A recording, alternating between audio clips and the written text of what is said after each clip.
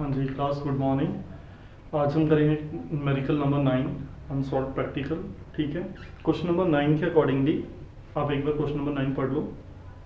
उसके क्वेश्चन के अकॉर्डिंगली देखिए, हमारे पास दो हाउस प्रॉपर्टीज हैं, house property 1 and house property 2।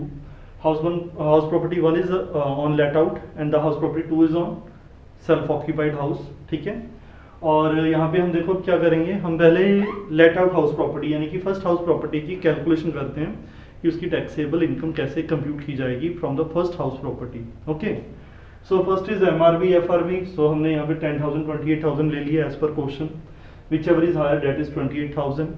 Then we have taken the standard rent that is 12,000। Then 28,000 और 12,000 दोनों को कंपेयर किया, whichever is lower that is our expected rental value, which means we get 12,000 as the ERV। Then उसके बाद है actual rent. Question में actual rent दिया हुआ है, अनरियलाइज्ड रेंट नहीं दिया, सो हमने 12,000 ही यहाँ पे लिख दिया, उसमें से कुछ भी माइनस नहीं किया क्योंकि अनरियलाइज्ड रेंट क्वेश्चन में नहीं है। ठीक है, लेकिन I am using standard format, so that's why I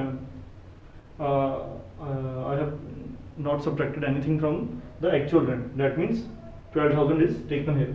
then here we have to compare and choose the higher amount as there both the amounts are same, so हम 12,000 ही आगे consider कर लेंगे। ठीक है, उसके बाद है loss due to vacancy. Question में लॉस ड्यू टू वैकेंसी नहीं था, so nil, that means this 12,000 will be carry forward and it will become our annual value. यही हमारी एनुअल वैल्यू बन जाएगा 12,000 का।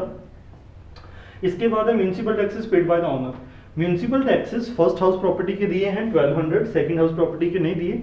ठीक है, सो हमने 12,000 minus 1200 that means 10,800। This is our net annual value NAV।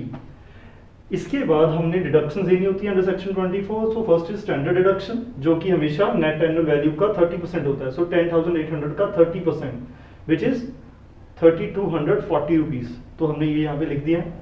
इसके बाद इंटरेस्ट ऑन लोन का पॉइंट है कि सेकेंड हाउस प्रॉपर्टी के रिगार्डिंग लोन लिया गया है बाय द सेसी, लेकिन वो सिर्फ सेकेंड हाउस प्रॉपर्टी उसकी ट्रीटमेंट होगी, फर्स्ट हाउस प्रॉपर्टी के रिगार्डिंग कोई लोन नहीं है, तो यहाँ पे नील आएगा। तो 10,800 में से 3,240 रुपीज माइनस करके हमारे पास आंसर आ गया, दैट इज 7,560 रुपीज।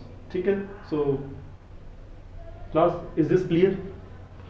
आगे है second house property which is self occupied as mention in the question. So अगर सेल्फ ऑक्यूपाइड हाउस प्रॉपर्टी हो तो इस केस में हमें नेट एनुअल वैल्यू हमारी होती है निल, क्योंकि इनकम टैक्स डिपार्टमेंट की तरफ से जो सेल्फ ऑक्यूपाइड हाउस होता है उसकी नेट एनुअल वैल्यू निल मानी जाती है। तो हमें यहाँ पे कोई भी कैलकुलेशन करने की जरूरत नहीं है, कोई भी कंपैरिजन करने की जरूरत नहीं है, हम सीधा यहाँ पे ब्लैंक लिखते हुए सीधा नेट एनुअल वैल्यू पे आ जाएंगे, दैट इज निल। ठीक है, एंड जब हम स्टैंडर्ड डिडक्शन देंगे तो वो 30% ऑफ द NAV होता है। यहाँ पे NAV निल है तो 30% भी तो निल ही आएगा। ठीक है, सो दैट मीन्स यहाँ पे कुछ नहीं है। हाँ, अब यहाँ पे सबसे इंपॉर्टेंट पॉइंट जो है जिसमें गलती हो सकती है वो है regarding interest on house loan regarding the second house property. यहाँ पे अब देखो मैंने दो अमाउंट निकाले हैं 6,000 एंड 5,800। ठीक है, ये दोनों अमाउंट्स कैसे निकाले हैं और इनका टोटल यहाँ पे 11,800 लिखा है, ये कैसे क्लास आगे टॉपिक है कि हमने ये जो 11,800 अमाउंट निकाला था ये कैसे निकाला, इसे कंप्यूट करने का ये यहाँ पे वर्किंग नोट है। And again working note is very important, working note के भी मार्क्स होते हैं। वर्किंग नोट में आप देखिए इंटरेस्ट ऑन हाउस लोन अगर कंप्यूट करना हो तो इसको बेसिकली हम दो कैटेगरीज में डिवाइड करते हैं। एक होता है the amount of the interest paid in the current year, यानी कि करंट ईयर का इंटरेस्ट जो प्रीवियस ईयर में पे किया बेसिकली। ठीक है, जो हमने पिछले साल में पे किया है उसकी ट्रीटमेंट अलग से होगी, और जो प्री कंस्ट्रक्शन पीरियड का इंटरेस्ट है उसकी ट्रीटमेंट अलग से होगी। ठीक है, प्री कंस्ट्रक्शन पीरियड जो मैं आपको थ्योरी में बता ही चुका हूँ कि प्री कंस्ट्रक्शन पीरियड क्या होता है।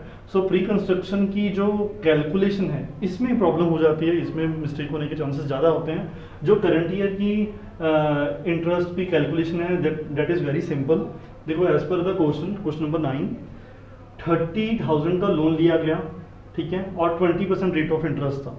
सो करंट ईयर की कैलकुलेशन तो बहुत सिंपल है, 30,000 इंटू 20/100 दैट मीन्स हमारे पास 6,000 रुपीज़ की करंट ईयर की इंटरेस्ट पेमेंट आ गई जो कि एसएससी इंटरेस्ट पे करेगा, और ये 6,000 की भी इसको डिडक्शन मिलेगी। इसलिए हमने पीछे क्वेश्चन में लिखा था 6,000 प्लस 5,800, तो वो 6,000 ये था अब 5800 का अमाउंट जो यहाँ पे निकाला गया है, ये कैसे निकाला है इसको भी डिस्कस करते हैं। प्री कंस्ट्रक्शन पीरियड क्या होता है? प्री कंस्ट्रक्शन पीरियड को फाइंड आउट करने के लिए हमें क्वेश्चन में ये 3 इंफॉर्मेशन देखनी पड़ेगी कि क्या डेट ऑफ लोन दिया है, कि जिस दिन उन्होंने जिस डेट को उन्होंने लोन लिया हुआ है वो डेट चाहिए हमें। एक सबसे इंपॉर्टेंट डेट चाहिए हमें, date of completion of the construction of the house property या completion of the house property. जिस दिन हाउस प्रॉपर्टी कंप्लीट हुई है वो डेट भी हमको चाहिए होती है एज पर द क्वेश्चन। अगर इन्फॉर्मेशन दी होगी तभी हम प्री कंस्ट्रक्शन पीरियड निकाल पाएंगे। इसके अलावा कई बार date of repayment of loan भी दी होती है।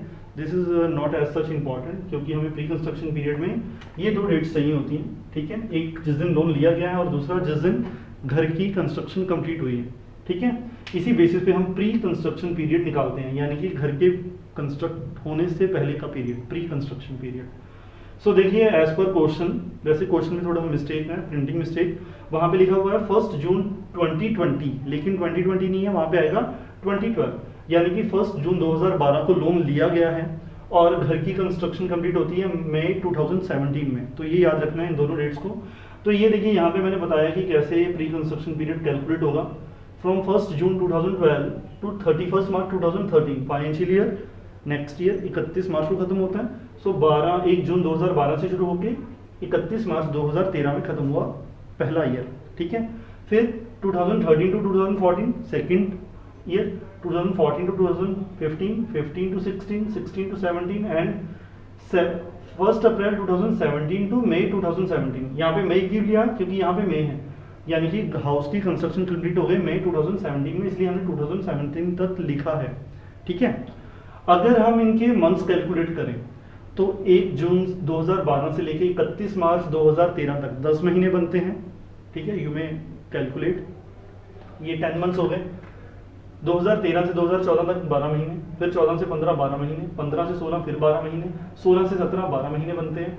अब यहाँ पे देखो, ये सबसे इंपॉर्टेंट पॉइंट है, यहाँ पे गलती होती है कि 1 अप्रैल 2017 से लेके हमें टाइम पीरियड मई 2017 तक का कंसीडर करना चाहिए, लेकिन as per the provisions of income tax act जिस ईयर में हाउस प्रॉपर्टी की कंस्ट्रक्शन कंप्लीट हुई हो उस ईयर को कंसीडर नहीं किया जाता while computing pre construction period, while computing the interest of pre construction period।